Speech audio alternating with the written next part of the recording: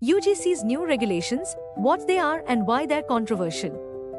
The University Grants Commission, UGC, has introduced new regulations titled Promotion of Equity in Higher Education Institutions Regulations 2026 to prevent discrimination in colleges and universities across India.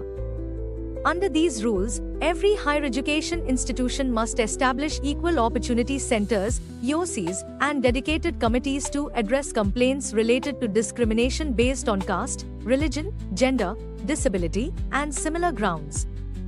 Why the rules were introduced? These regulations replace the earlier 2012 norms. They were brought in after long-standing concerns that universities lack effective systems to deal with discrimination, particularly following public interest litigations and several high-profile caste discrimination cases on campuses. Why the rules are controversial? Critics argue that the regulations use broad and vague definitions, which could allow subjective interpretation and possible misuse. The rules have triggered protests by students, general category groups, and political activists who fear they may lead to reverse discrimination or negatively affect the rights of certain student groups. Demonstrations have taken place in multiple states and cities opposing the move. Legal and political response. A petition challenging the constitutionality of the regulations was filed in the Supreme Court of India.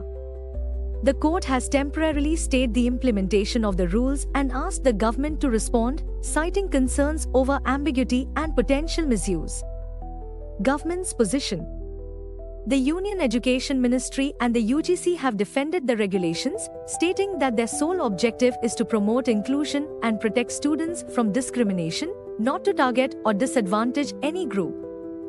In simple terms, the rules aim to make campuses safer and more equitable by creating formal systems to address discrimination. However, concerns over unclear wording and possible misuse have led to widespread protests and legal scrutiny.